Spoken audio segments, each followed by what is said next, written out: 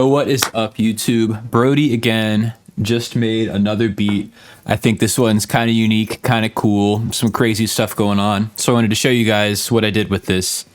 I just got out of a session with Krim, really cool Irish artist that's pushing boundaries, doing some cool, they started kind of similar to me in the emo rap world and have been progressing into some more rock leaning things, and we've been writing together trying to figure out ways to like combine these worlds and what the next step is. And I really like this sound that we made. We wanted something that is really like big and heavy feeling, but not like a standard metal song. We wanted something that's a little more like pretty beautiful, like major key, yet hard hitting at the same time. Some like textural, atmospheric things, slight hint of like doom metal, black metal, even with some of like the ambient stuff going on. But enough of that. I guess I will play through some of this and show you guys what we made. I'm not going to break down what decisions led us here and how I made this. So yeah, it starts off like this.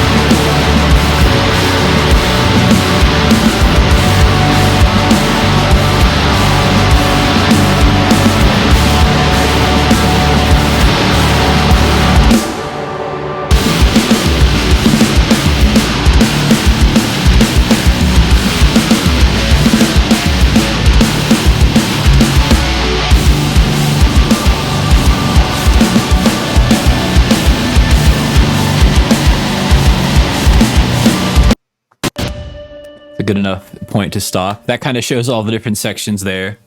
But yeah, as you can tell, kind of a lot going on. It starts off kind of acoustic rock thing, hits this really big wall of sound chorus, and then gets riffy and like heavy in the verse.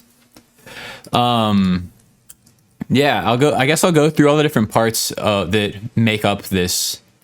We start out with the acoustic guitar, which is pretty raw, just like some light processing. I recorded 2 takes left and right, pretty wide.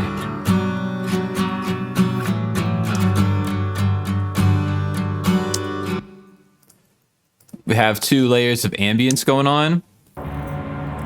Pretty much the whole song. This is my world building, as I call it. It's 2 parts. This one and this one. It just kind of puts it like, so like, for example, if I take it out, it makes the song feel a lot more barren in the beginning.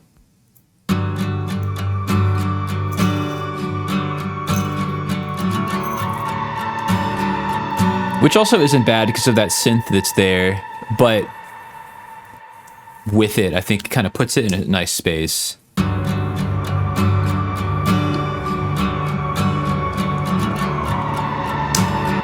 Now, what those pads are, I'll show my pedal board real quick. It is... Oh, let me get my phone camera going. I have a... Is this one it? I got a new phone recently, so... Okay, yeah, now there we are. So yeah, on my pedal board. Whoa. That's crazy. I don't know why it's acting that way. I'm just trying to see. I'm holding it so you can see on the top. I'm holding it so normally, and it's freaking out. But okay, this will do. My reverb unit in the top left of the pedal board is my Boss RV500, and I do this like infinite reverb tail on it to kind of build my pads a lot, and that is what is happening here. I played on my bass 6. All of the guitar parts on this song that weren't the acoustic were on my bass 6, which is in open D, an octave down. I played a few like dissonant but in key notes and let them sustain, and then recorded just that reverb tail going on for the whole song here.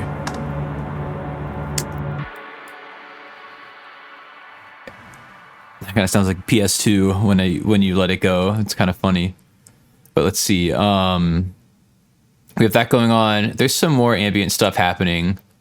With the acoustic guitar, I put a pitch shifter down and through the same signal chain recorded like a bass line that happens. Just to kind of add some low end information. Kind of sounds like an upright bass. Then I did a couple takes of my Ebow and slide. I've shown it before, but I have Ebow. It's this thing that will like resonate the string, and then I'll use a slide, like a slide guitar slide, and it creates this really nice, like ghostly kind of sound. So you can hear it resonate the string. I don't know if it's gonna play through the microphone or not, but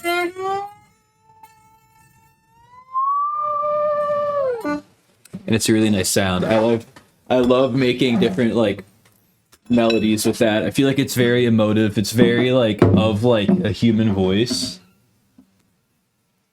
And then I made this with 4 passes.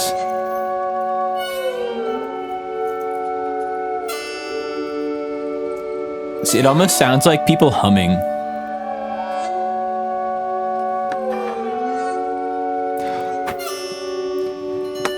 So I did that. I doubled it, and I ran the doubled part through Little Altar Boy and pitch shifted it an octave up.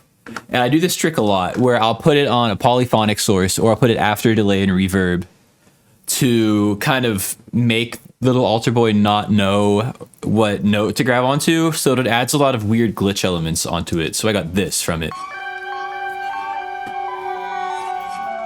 You can hear it like jumping around a bunch on the sides. I love that sound. It's like still pretty beautiful, but there's a lot of like uneasy unsureness to it. And that's like a big part of this song, I think, is like having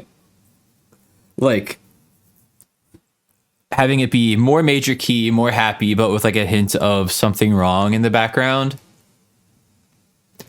See if there's any other things besides the guitar, bass, and drums there. Oh yeah, there was also a section where I did some vocal layers. I recorded some like oohs and ahs and then tuned them and put some effects onto it and came up with this.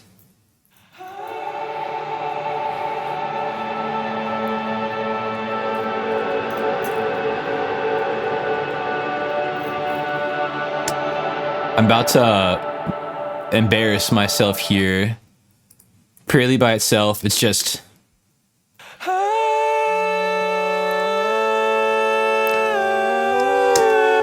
kind of sounds crazy, not very good. Just me hitting some notes, running it through Little Altar Boy on a few of the takes. Then I had Shaper Box for some rhythm.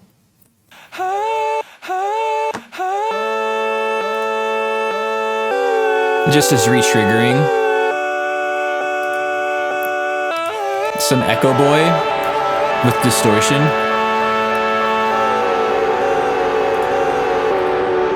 Crystallizer. And then a reverb over the whole thing. And some EQ to kind of tame it up. we have a layer of, we took and stretched some vocals and made this pad. Pretty cool sounding. Just another like steady pedal tone ambient world building thing. And then similar to the little altar boy trick I did on the copied layer of the Ebow, I did that with my voice and made this.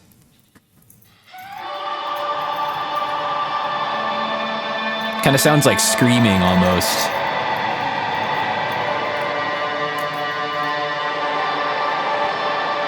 Love that sound. And let me just solo all of that because there's some really cool sounds happening within all of the like textural stuff we were doing.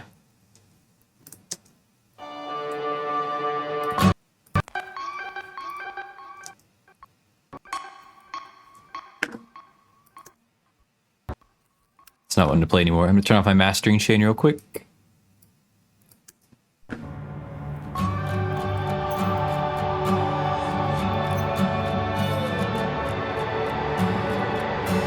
That could be a song in itself right there. That's kind of my goal. I love when soloing just a few layers can be its own song. I feel like that shows that like each element, even if it is a very dense layered song like this, each element is serving its purpose and is necessary to like the greater part.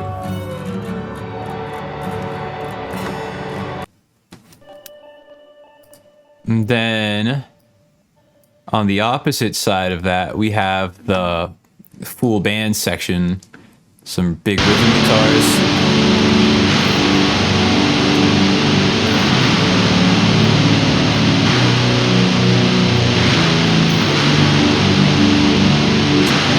It sounds huge. It's again my bass 6, which is in open D and octave down.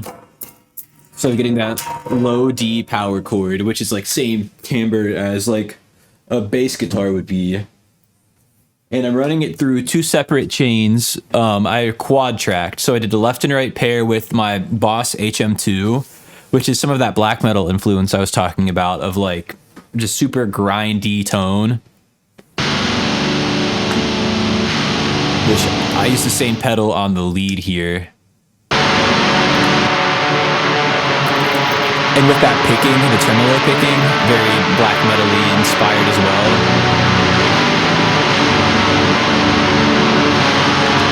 well. Kind of gives me like a modern Death Heaven in a way.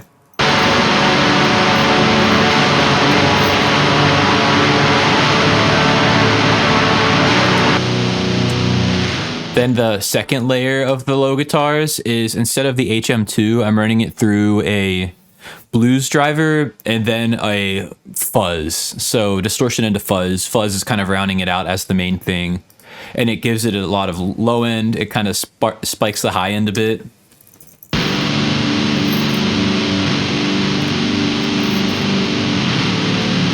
A little bit brighter, a little bit lower. So this is like the mid-range, like grit. And this is like the full frequency. They do sound kind of similar on their own, but I think they definitely make a difference. Like in the full context, you can hear when one's taken out. Turn off the mastering chain again.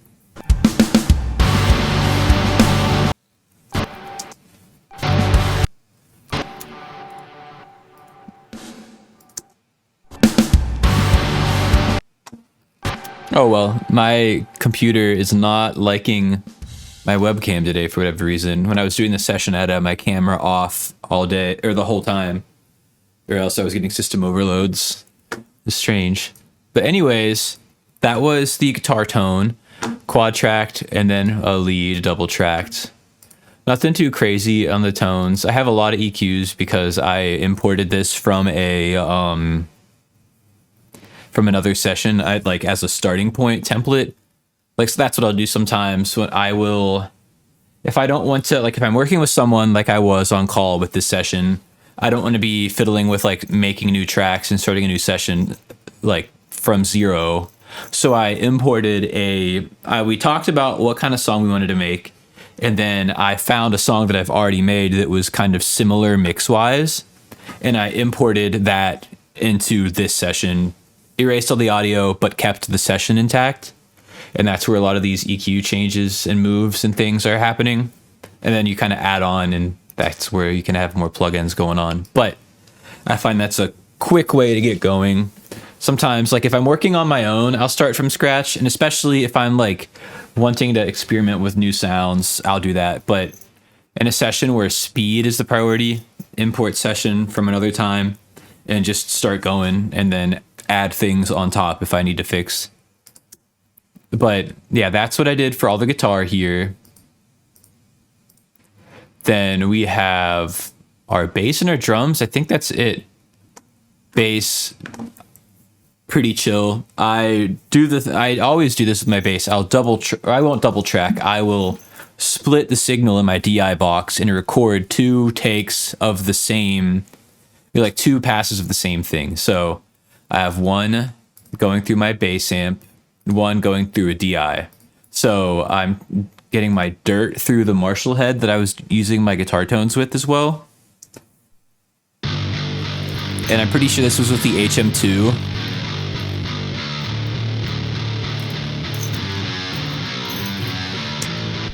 And I'm using that for some of the more mid information. And then I'm sending a clean DI into this Ampeg amp sim for the low end information, the more like bass sound. Combine them together. Do some processing. Like a little bit of compression, R bass, stuff like that to kind of glue it all. We got our drums.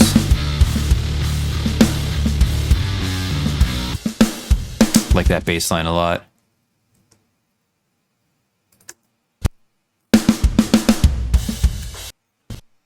Drums, I've been defaulting to this a lot recently. I did just pick up Superior Drummer 3 on Black Friday, so I think I'm going to be experimenting a lot with my drum sounds. But today I had to move quick, so I wasn't using that. I brought in my trusty death metal kit from Easy Drummer. Very tight, very boomy, good sounding kit. And yeah, pretty simple. I have on the bus of my drums radiator for some tube saturation, API 2500 for some bus compression, some soothe and some EQ.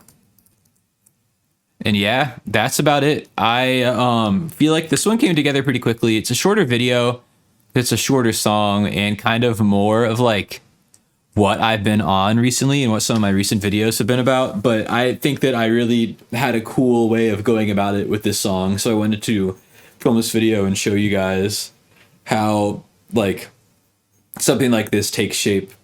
I don't know, it's fun. I feel like this style is a combination of a lot of my influences, and it's something that like to me feels familiar but like new as well at the same time.